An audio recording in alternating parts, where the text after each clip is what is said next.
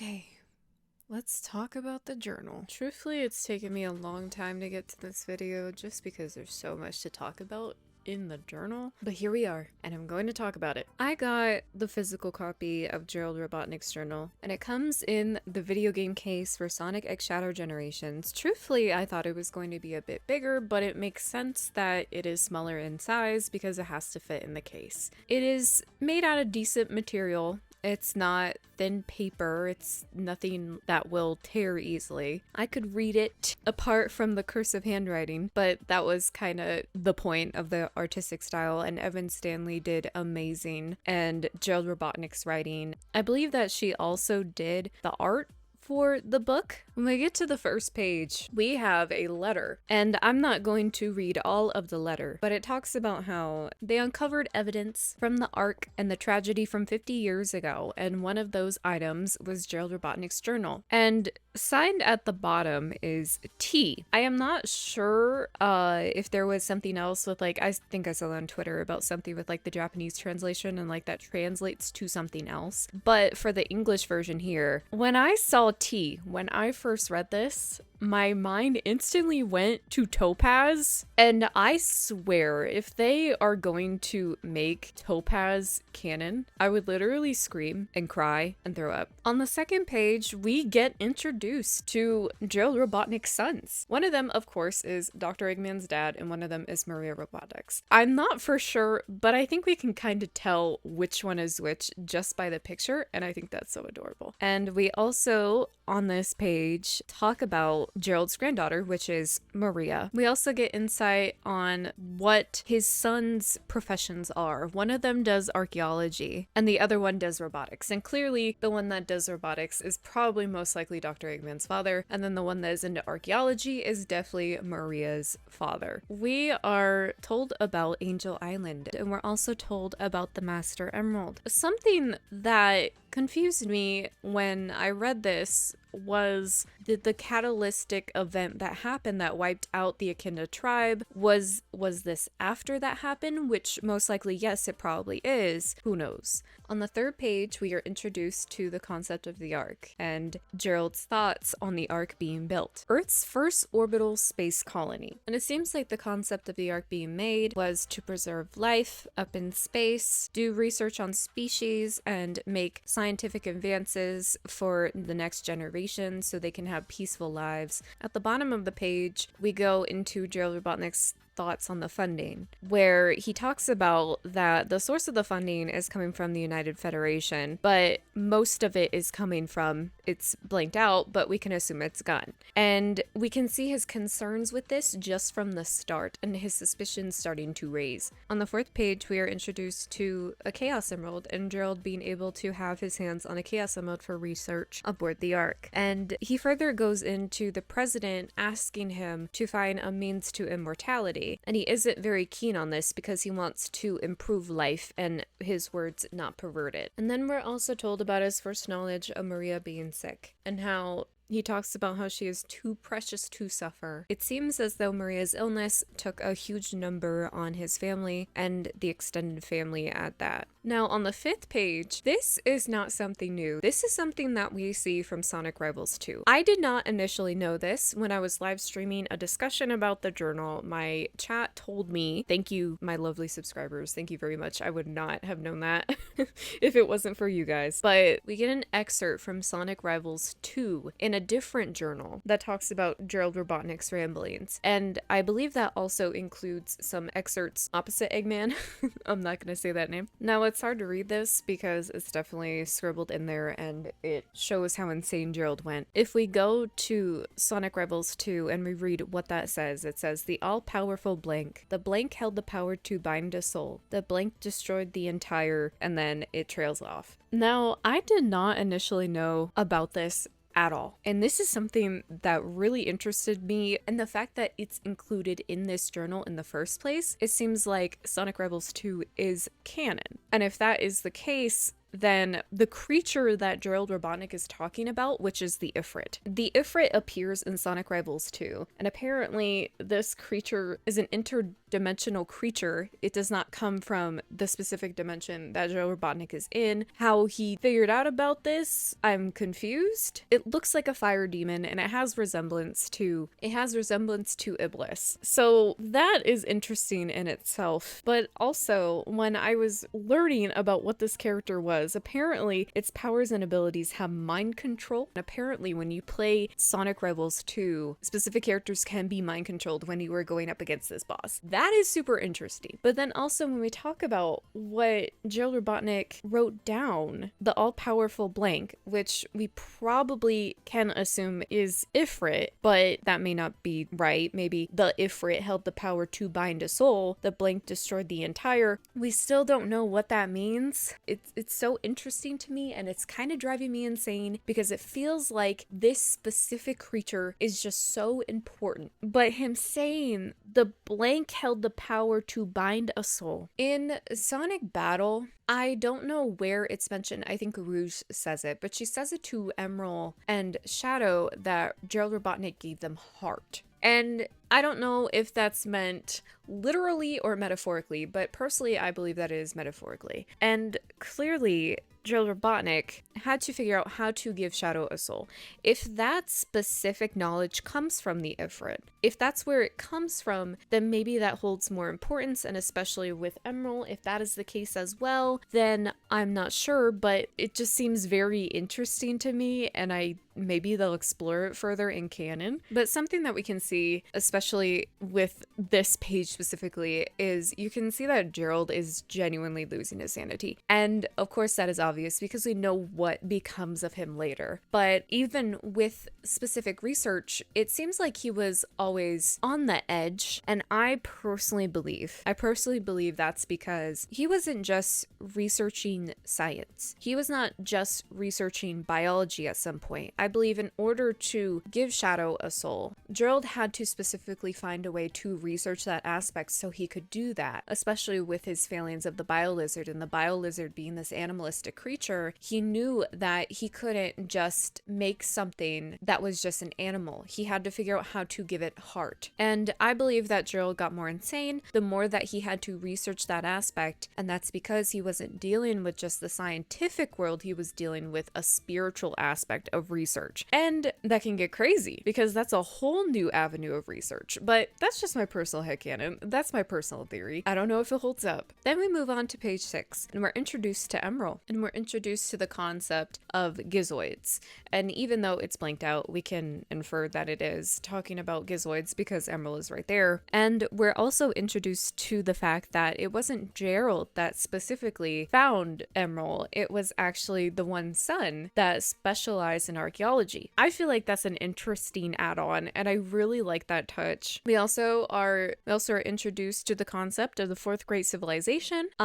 I'm not sure if we even know what the fourth great civilization is. I don't know if it was a different echidna tribe. I'm not sure if we even know that, but Emerald and the Gizoids were the cause of destruction for the fourth great civilization. And then on page 7, we get to hear about Maria's illness and Gerald Robotnik learning that Maria was diagnosed with NIDS and how he decided that she needed to come aboard the Ark for treatment and for him to figure out a cure for her. And we also see how Maria's parents and her family down on Earth was actually against the fact and were not very appreciative of Gerald deciding that Maria should be aboard the Ark for her own health. But then we also see that Maria becomes like the adopted daughter of all of the scientists and the researchers and the people working on the Ark because they had to leave all their families at home. But we also get introduced to how Abraham came into the picture on the Ark. And I find it so funny how Gerald refers to Abe as the Ark's happy little accident. Oh my gosh, you cannot sit there and tell me that this franchise is just for kids, because holy crap. That is hilarious. Now we see that while Gerald was a bit hesitant about the president's need or the want for research for immortality, now he's a bit on board because that would mean that there could be a potential cure for Maria. And we see him warming up to the idea a bit more because it involves someone that he loves, involves curing someone that he cares about, that is his family. On page 8, we now see the tide shift to the government and the president wanting to research more weaponry. And we're not just talking about the immortality aspect anymore. We are making weapons of mass destruction. Now we see that Gerald, with his research on Angel Island and the Echidna tribe, he discovered chaos, which the ancient god of chaos, and chaos being a water god. After discovering chaos and his connections to water, he tells the president and the government that they could turn the water into a weapon, but deep down what he is actually considering is this would help people in catastrophic events, considering like hurricanes or tsunamis, and water specific technology can help those who are underneath rubble in a crisis and stuff like that. So we can see that Gerald's heart continues to be in the right place as he is doing this complicated research. On page 9, he continues to talk about Project Shadow, which is what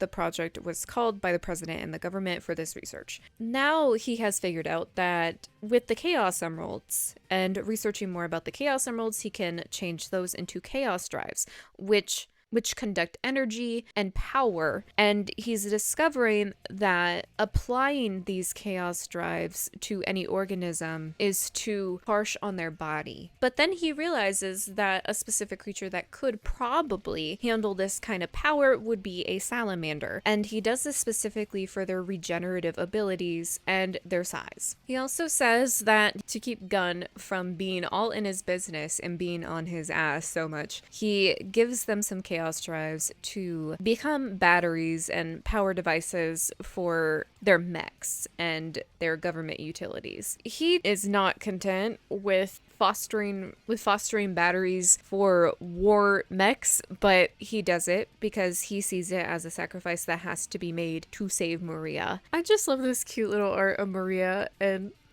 is it the biolizard and the salamander? That is the cutest thing ever. It is just so cute. Then we move on to page 10, and like we already know, Project Shadow, with the biolizard research specifically, with him being the prototype, we realize he's become too animalistic in nature, and having the chaos drives attached to that being, it is accelerating cellular growth, and it is too much at a rapid rate that the biolizard lashes out and becomes rabid, and Gerald starts to realize that he has come to an impasse in his research with immortality, and he needs to find a different approach. But again, he finds a specific region of the arc that he can seal the biolizard so it doesn't cause any more chaos. But after this impasse, he feels bad because he doesn't want to lie to Maria. There possibly not being a cure for her, and he's becoming pessimistic about the whole situation, especially with the barriers in his research, and he doesn't want to disappoint her. But then on page 11,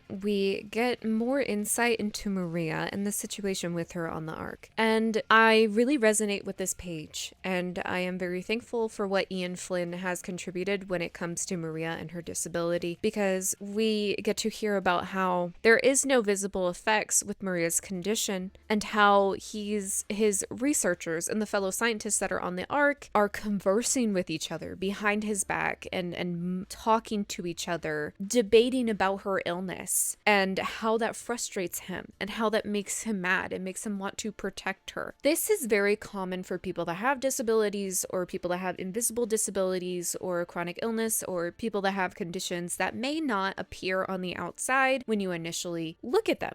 But if you were to live with them, if you were to be around them 24/7, it would be clear as day that they do have a sickness. This is something that I have personally dealt with my family, and I still do to this day, even though it's been 3 years into being diagnosed and getting treatment. People will debate your illness or think that it is your personal fault. just because you are not in a wheelchair or you don't present it in a way where they deem appropriate. And we also see it's not just regular people doing this, it is scientists. It is literally people that are in a profession, and this does happen a lot with doctors as well. And medical gaslighting is an unfortunate fact that sick people have to deal with when they go to the doctor, and you have to advocate for yourself when you are going into a new specialist office or you are seeing a new doctor. Sadly, that is the reality of being disabled and being sick. And I am very appreciative of Ian Flynn diving deeper into this. I believe, and I thought I saw this on Twitter, I believe that he has personal experience with a friend that has a sickness, that has chronic illness,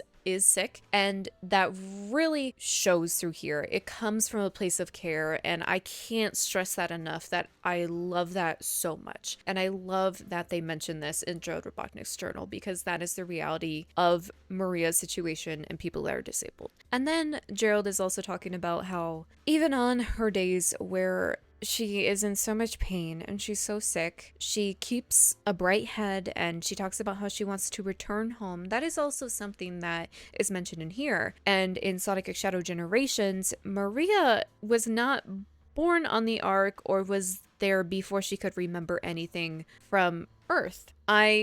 What I was seeing on Twitter is that that was a mistranslation, and that was something that was so commonly talked about and accepted about Maria being born on the Ark when she was not. She was actually taken to the Ark at a very young age, but she does remember things about being on Earth, and she wants to just go back home. So I'm glad that that can be cleared up, and I don't feel like that removes any of the severity of her story or the connection with Shadow. I think that actually makes it more sad that she can't go back home, and she never was able to go back home and see her family, and that really sucks. But then we see him talk more about how Maria's family is starting to lose faith and not believing that there may be a cure, and they want her back home because they want their daughter there. But Gerald talks about how that's a lot of pressure about curing her but not wanting to send her home because he understands that she'll just be more sick at home. And then also with the military and the president pressing him more about weapons research and Project Shadow, he's tackling a lot, and he has a lot on his plate. Now on page 12, we are introduced to Black Doom and the Black Comet and the Black Arms. And now we see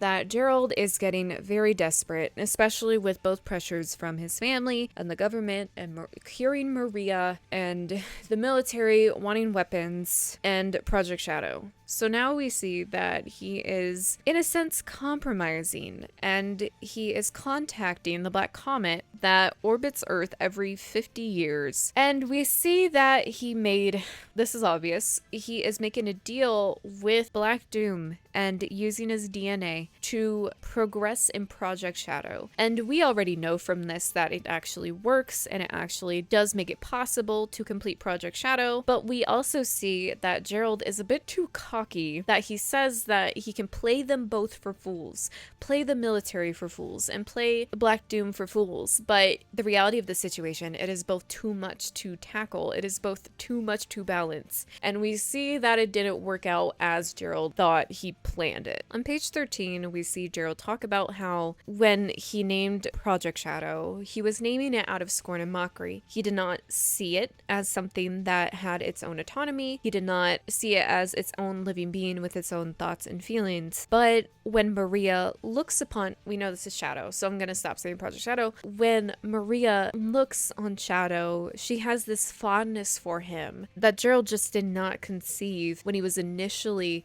making him. And then this is where the name Shadow comes from. And Maria says the shadow tells you which way to go to find the light. After she says that, Gerald has a newfound appreciation for Shadow and doesn't see him as just a research project anymore. He sees him as a being with his own autonomy and sees the connection that Maria has instantly made with Shadow. And then we also see that he continues to talk about how important it is to cure her. And at this point, he has become so desperate that he doesn't care what it costs, he is going to save her. On page 14, we are exploring more about Emerald and the meaning behind the name Gizoid, which means everything. And Gerald realizes that you can make a connection with the Gizoid, but in order to do so, you have to introduce it to a powerful weapon. It only responds to a master that can show it great power. So in order to do that, got a gun from his collection of model guns and he fired them. And Emerald said, "I shall follow your every command and never leave your side." Now Gerald has established a link with Emerald. We also see at the bottom of the page, he's talking more about Project Shadow and talking about how the military and, well, the upper people in power are seeming like they want to put a freeze on Project Shadow. But at this point, Gerald is too far gone and he coins the term the ultimate life form for Shadow. And he says he can't stop the research. He can't halt his research at this point because he is so close to saving Maria. On page 15, we see that the government and Gunn is getting more impatient, and in order to not shut down the research facility and halt things, Gerald had to offer up Emerald the Gizoid to them. But that comes at a cost because we see that what is happening is the Gizoid is absorbing weapons from researchers and the military because they want to create weapons. They don't want to actually have genuine research here, stuff that will help people. We also see that they're still not content with Emerald and they're not content with the Gizoid. They want something more powerful. So in that case, to hold them over, Gerald makes a weapon called, we know what this is, the Eclipse Cannon, and it is attached to the Ark, and they apparently are content with this.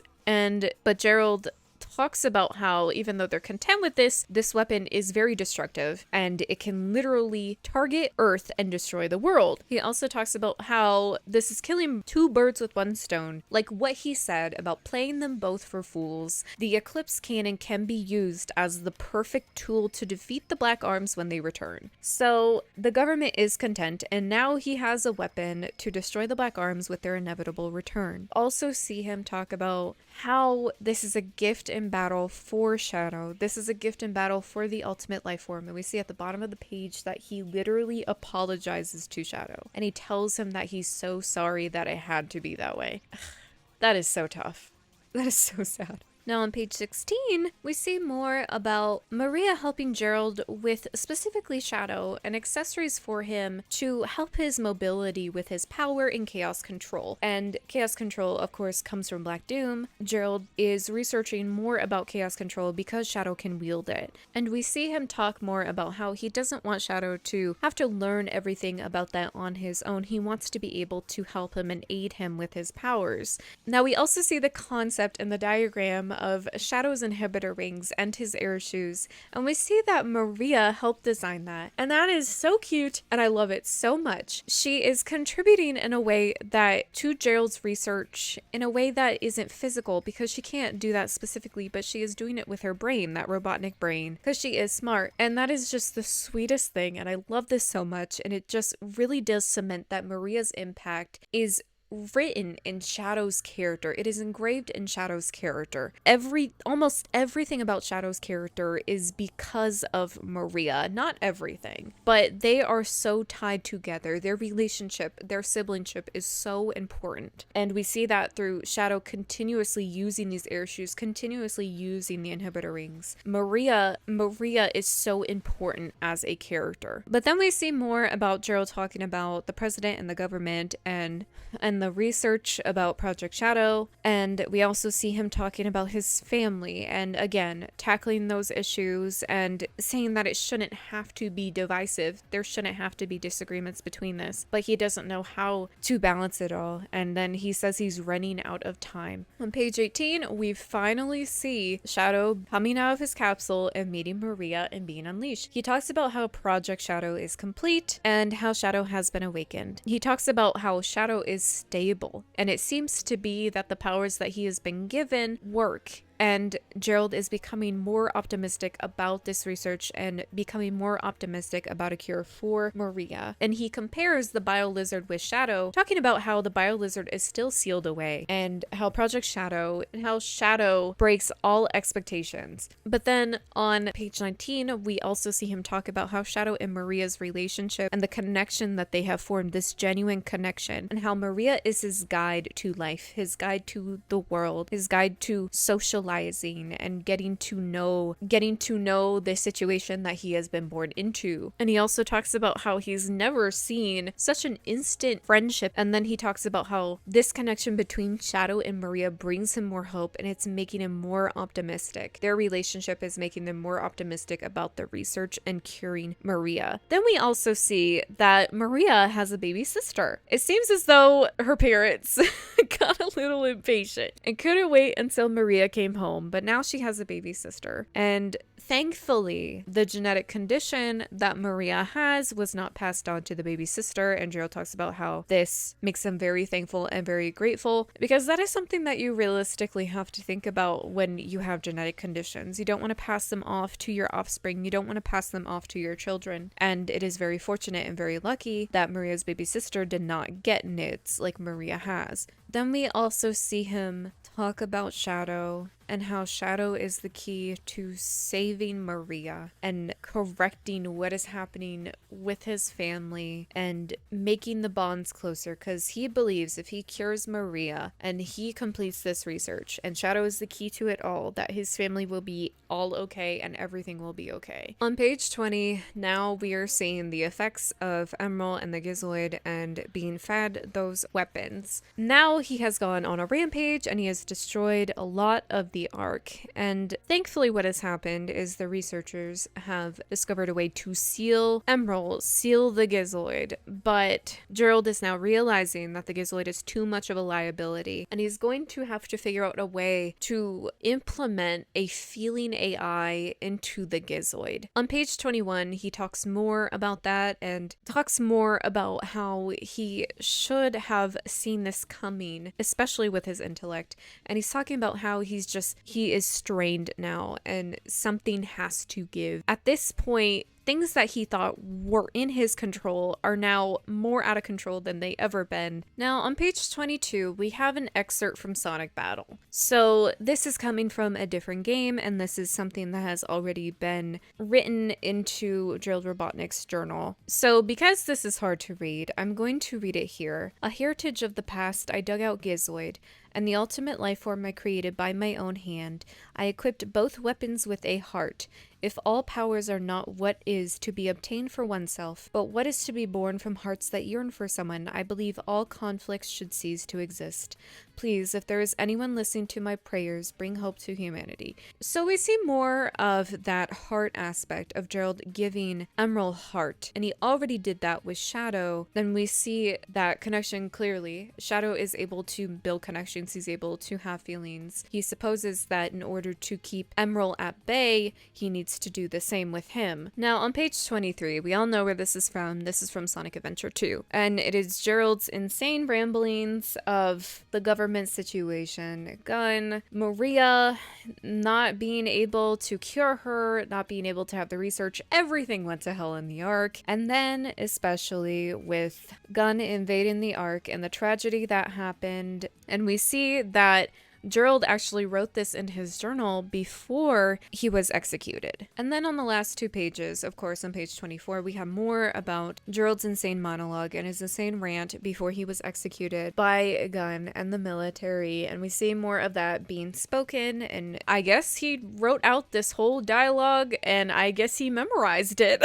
which is, I guess, in character for him. But then on page, 25, but it's not because there's pages ripped out, we see a cute family photo of Gerald, Maria, and Shadow. And it's so tragic because we are coming from a page about Gerald's insane ramblings and wanting to destroy the world and him toying with Shadow's memories, and then we see a cute family photo. It is very bittersweet, but it is the reality of the situation and what had happened. I was on a ride when I read this journal. Majority of it is stuff that we already know and it's not new information, but some of it is, and some of it is added add-ons that I really do appreciate, and it's nothing criminal, it's nothing that breaks the canon. It all feels warranted, and I genuinely appreciate that. And I think Ian Flynn did amazing with the writing. But then it was so hard for me, but this is Evan Stanley nailed this. She did so well. She did so well with writing out the handwriting and making it more deranged as it went with Gerald. And you can see, because there are places smudged out, it's like he just didn't care anymore, and his cursive got a bit more like weirdly demented. And she definitely nailed that. I just love the art direction of this journal. It is amazing, and I just can't say I appreciate it enough. This is the kind of Sonic media that speaks to me, because I love lore, I love story, I love characters, I love seeing characters progress, I love seeing more just about characters, like their inner dialogue, their inner thoughts. And we never thought much of Gerald. Like, of course, especially with like just specifically in Sonic and Shadow Generations, when we're deep diving more back into Shadow's past and his lore, there are certain things about these characters that we don't think much of, or these certain characters that we don't think much of at all. But now we get more about Black Doom, we get more about Gerald, we get more about Maria, which I genuinely appreciate, which I think is obvious. I heavily appreciate that because I love Maria so damn much. But yeah, this is the kind of Sonic media that I will always be a fan of, and I hope we can get more of this kind of media going forward. I don't know what that would entail, but it would be something that would feel like a gift to me.